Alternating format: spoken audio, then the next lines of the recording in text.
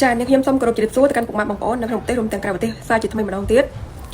ក្នុងវីដេអូមួយคลิปនេះខ្ញុំនិយាយអំពីរឿងខ្មែរយើងចារួមតែម្ដងជាពិសេសគឺអ្នកនាំចូលផលិតផលមិនថាផ្ទះលេខ2លេខ3លេខ4លេខ5ទេចាហើយខ្ញុំនិយាយនេះមិនមែនថាមិនឲ្យពួកគាត់នាំចូលទេនាំចូលបាន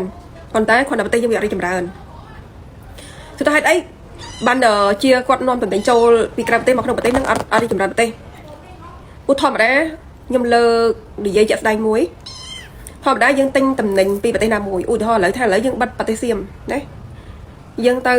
ចេញពីប្រទេសសៀមយើងទៅប្រទេសណាវៀតណាមចិនកូរ៉េចាមានន័យថាចំណូលចូលក្នុងប្រទេសកម្ពុជាហ្នឹងគឺមានការបែងចែកចាសួរថាហេតុអីបានជា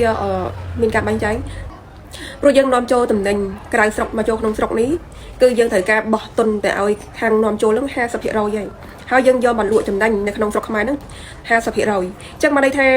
ចាយើងមានការចែករំលែកការអភិវឌ្ឍប្រទេសជាតិខ្មែរយើងទៅប្រទេសជិតខាងខ្លះព្រោះយើងខ្លាចរីកចម្រើនប្រទេសយើងទាំងមូលទៅអ្នកមានច្រើនទៅប្រទេសយើងរឹងមាំទៅវាពិបាកធ្វើឲ្យសេដ្ឋកិច្ចខ្មែរយើងវារឹងមាំហើយចាវាទៅមុខដូចគេអញ្ចឹងណាចា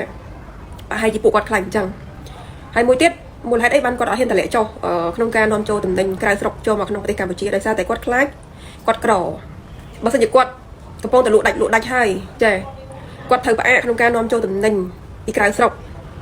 អញ្ចឹងគាត់នឹងបាត់បង់ចាចំណូលប្រចាំថ្ងៃឬក៏ប្រចាំខែឬក៏ប្រចាំឆ្នាំរបស់គាត់នឹងចាគឺធ្លាក់ចុះខ្លាំងអញ្ចឹងគាត់ខ្លាចគ្រួសារគាត់ក្រីក្របន្ទាប់មកគាត់ត្រូវរយុទ្ធសាស្ត្រធ្វើមិនក្រោយដើម្បីរកតំណែងហ្នឹងមកលក់ឲ្យបានជាប់លាប់ចែកទៅកាន់អតិថិជនរបស់គាត់ចាហើយរឿងនេះគឺជារឿងប៉ិតបើសិនជាពួកគាត់ស្រឡាញ់ជាតិស្រឡាញ់ប្រទេសមែនគាត់សុខចិត្តកាត់បន្ថយការនាំចូលតំណែងក្រៅស្រុកមកហើយចាសុខចិត្តព្យាយាមផលិតខ្លួនឯងសុខចិត្តចាស្រាវជ្រាវ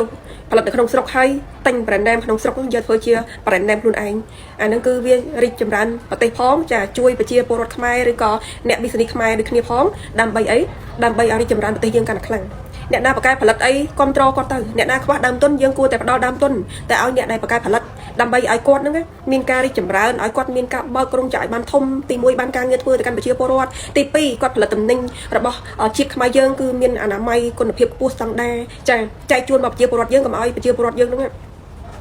ប៉ឹងតែដង្ហើមគេពេកឥឡូវឃើញហើយអ្នកមានរាល់ថ្ងៃបងប្អូនគិតមើលថាមានតែប៉ឹងដង្ហើមខ្មែរគ្នាឯងទេចា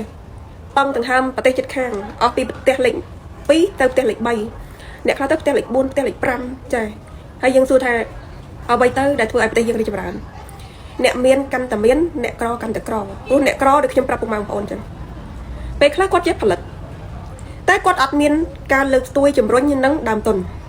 ដូច្នេះដល់ពេលដែលគាត់ទីផ្សារក៏មិនតើដើមទុនក៏គាត់ខ្វះចាខ្ចីលុយធនាគារយកមកធ្វើយូរទៅបាត់ចុងបាត់ដើមចាត្រូវជាពាក់ធនាគារដូច្នេះធ្វើឲ្យគាត់បាក់ទឹកចិត្តឲ្យបោះបង់ជាមួយនឹងការខំតស៊ូប្រឹងប្រែង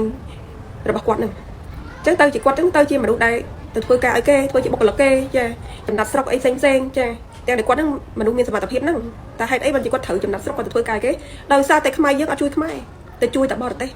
ចារបស់ខ្មែរខ្លួនឯងហ្នឹងចាអន់របស់បរទេសនាំចូលដូចជារបស់ដូចជាកូរ៉េចាជប៉ុនអាមេរិកថៃចាអូពេញនិយមតែម្ដងតែរបស់ខ្មែរខ្លួនឯងខ្ពើមដូចអាចហើយយើងសួរថាបើប្រជាពលរដ្ឋយើងនៅប្រព្រឹត្តទៅធ្វើបែបហ្នឹងតែប្រទេសយើងរីកចម្រើនមិន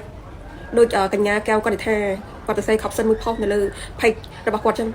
គាត់ថាខ្មែរយើងបើតារាប់ណានៅប៉ឹងនៅប្រទេសអាស៊ីដូចគ្នាខ្មែរយើងទៅមកអត់រួចទេគាត់និយាយត្រូវចាប្រធានបទនេះគឺគាត់និយាយត្រូវហ្មងចាំខ្ញុំដាក់លើ background ពីក្រោយក្នុងឲ្យមើលចាវាជារឿងប៉ិតមែនពួកយើងជាមិនផុតពីការប៉ឹងទេប៉ុណ្ណាអស់ពីផ្ទះលេខ2ចូលផ្ទះលេខ3អស់ពីផ្ទះលេខ3ចូលផ្ទះលេខ4ចាដូចគ្មានអ្វីដែលជា brand name ដែល original របស់ខ្លួនឯងសិតតែជា brand name ដែលនាំចូលពីគេមកហ្នឹងចាហើយយើងមានអីអស្ចារ្យពាក្យថាអស្ចារ្យគឺផលិតបានដោយដៃក្នុងប្រទេសយើងចែកជូនទៅកាន់ប្រជាពលរដ្ឋយើងហើយល្អពិតចាអាហ្នឹងបានគេហៅនេះអស្ចារ្យអាត្រឹមខ្ចីចាកំណត់គេយកមកធ្វើជាចា business ហើយដើរទីផ្សារឲ្យគេវាអត់មានអីអស្ចារ្យទេចាហើយវីដេអូនេះខ្ញុំនិយាយតែប៉ុណ្្នឹងទេសូមពុកម៉ែបងប្អូនស្ដាប់ដោយពិចារណាបើខ្ញុំនិយាយខុសឬក៏ប៉ះពាល់ទៅដល់បុគ្គលណាសូមអភ័យទោសផងគ្រាន់តែខ្ញុំក្នុងនាមជាកូនខ្មែរខ្ញុំមានមតិយោបល់មួយទៅកាន់ពុកម៉ែបងប្អូនប្រជាពលរដ្ឋខ្ញុំទេអញ្ចឹងហើយខ្ញុំអត់មានចេតនាជន់ឬក៏មើងងាយអ្នកណាទេចាវីដេអូនេះមានតែប៉ុណ្្នឹងទេសូមបងប្អូនស្ដាប់ដោយពិចារណាខុសឆ្គងនៅប្រការណានាងខ្ញុំសូមអភ័យទោសទុកជាមុនសូមអរគុណសូមជម្រាបលា